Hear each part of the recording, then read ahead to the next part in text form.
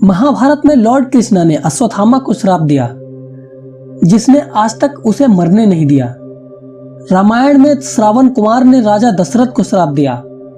ऋषि दुर्वासा ने कुंती को वरदान दिया। लॉर्ड शिवा ने द्रौपदी को 5 पतियों का वरदान दिया। इन सब बातों में कितनी सच्चाई है या कितनी मिथ्या? क्या सच में कर्स या बूंस वर्क करते हैं? अगर करते हैं तो कैसे? इनका सोर्स ऑफ प्रोसेसिंग क्या है? ये जानने के लिए मैंने 2 चीजों की हेल्प ली। पहले साइकोलॉजिकल वर्ड में खोजबीन की, फिर साइंटिफिक वर्ड में खोजबीन की। पहला फैक्ट तो यह है कि श्राप हो या वरदान, ये 2 तरह के लोगों द्वारा दिया जाए तभी काम करता है।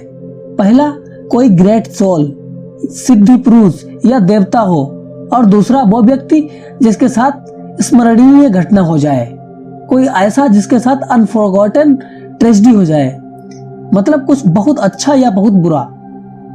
साइंस के अकॉर्डिंग बिना फैक्ट के किसी चीज पर बिलीव ना करें। तो इस तरह हमें ऐसी चीजों को साफ नकार देना चाहिए, लेकिन साइंस ये भी कहता है बिना रिसर्च किए किसी फेनोमेनन को नकार भी नहीं सकते।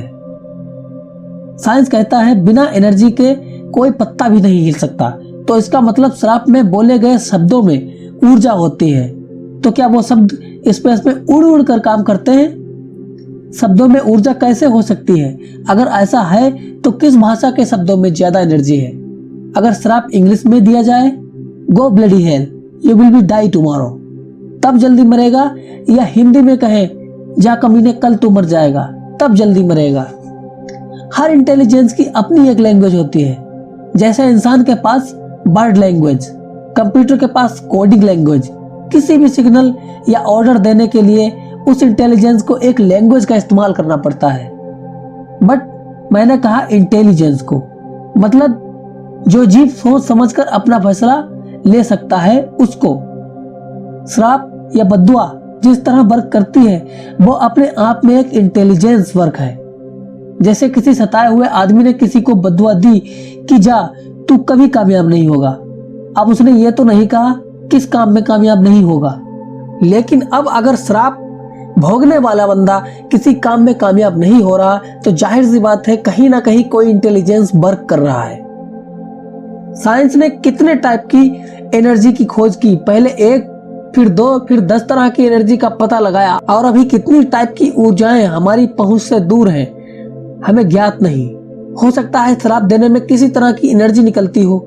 साइंस कहता है एनर्जी में इंटेलिजेंस होता है। जैसे इंटरनेट, कंप्यूटर, कोडिंग, स्पेस में घूमता डेटा जो एनर्जी की फॉर्म में घूमता है, अलग अलग तरह से हम उसे डिवाइसेस में विजुअली देख सकते हैं। इस तरह श्राप के साथ एक एनर्जी रिलीज होती है जिसे शब्दों से कोई मतलब नहीं। ये श्राप देने वाले के इंटेंशन पर बेस होती है कि वो क्या चाहता है। शब्द कुछ भी हो, किसी भाषा में हो, प्रभाव आशय का पड़ता है। इस एनर्जी में इंटेलिजेंस होता है जिसकी अपनी लैंग्वेज होती है, अपनी कोडिंग होती है, जो श्राप भोगने वाले व्यक्ति को पहचानती है और उसे ये भी पता होता है अपने मकसद में कामयाब होने के लिए क्या क्या करना पड़ेगा। लेकिन हर आदमी का श्राप काम नहीं करता। ऐसा नहीं है बिना किसी बैद बजा के आप किसी को कुछ भी कह दो तो उसके साथ वही होने लगेगा। नहीं, श्राप या वरदान के साथ जो एनर्जी निकलती है उसका सोर्स जनरली एक्टिवेट नहीं होता। जब तक वो सोर्स एक्टिवेट नहीं होगा तब तक श्राप या वरदान के साथ वो एनर्जी नहीं निकलेगी। उस सोर्स को एक्टिवेट करने के लिए एक अलग स्पिरिचुअल लेवल चाहिए। यह सिर्फ उसके पास होता है जो आत्मज्ञान प्राप्त कर लेता है, जिसे सिद्धि पुरुष कहते हैं। लेकिन जब किसी के साथ बहुत बुरा या बहुत अच्छा होता है, उस सिचुएशन में वह व्यक्ति कुछ देर के लिए यह लेवल अचीव कर लेता है। उसी वक्त दिया गया वरदान भी काम करता है और श्राप भी। तो इस तरह साइंस ने कहीं ना कहीं ये प्रूफ कर दिया कि वरदान और श्राप काम करते हैं। लेकिन क्या जब भी बुरा होता है वो श्राप ही होता है? कई बार ऐसा नहीं होता, हमें सिर्फ भ्रम होता है। जब साइकोलॉजिकल दरवाजे से मैंने झांका तो कुछ अलग तथ्य मिले। हम सबके अंदर एक साइकोलॉजिकल एबिलिटी होती है जिसका नाम है एपोफेनिया। कभी कभी ऐसा होता है हम इर्रेगुलर नॉइज में भी एक मेलोडी पैटर्न बना लेते हैं, मतलब शोर शराबे में भी एक धुन सुनाई देती है। या बादल में किसी जानवर की आकृति या भगवान की आकृति दिखाई देती है, या इरेगुलर डिस्ट्रीब्यूटेड तारों में हमें अलग अलग पैटर्न दिखाई देते हैं।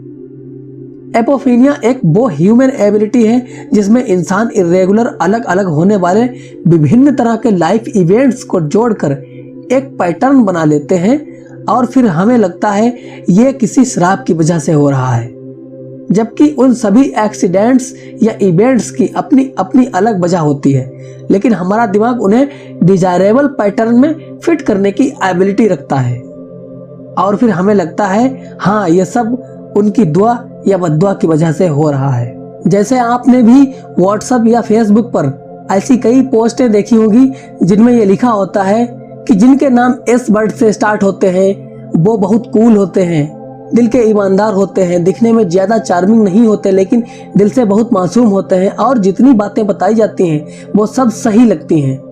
और दूसरे दिन वही बातें दूसरी पोस्ट पर मिल जाएंगी, लेकिन इस बार वर्ड एस नहीं एम से शुरू होता है। लेकिन अब जिनके नाम एम से हो तो उनको भी यही लगता है कि ये सारी बातें उन पे फिट बैठ रही हैं। ये क्या है?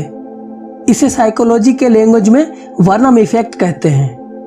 हॉरोस्कोप वाले इसका बहुत फायदा उठाते हैं। आपको आपकी लाइफ की बातें ऐसे बताएंगे कि आपको जादू लगेगा और आपको सब सच लगेगा। हम हर बात को अपनी लाइफ इवेंट्स में कहीं ना कहीं परफेक्टली फिट कर लेते हैं। फिर हमें ऐसा लगता है ये जो सब कुछ हो रहा है ये सब श्राप या वरदान की वजह से हो रहा है। तो साइकोलॉजी के अकॉर्डिंग श्राप या वरदान केवल मिथ्या ही है।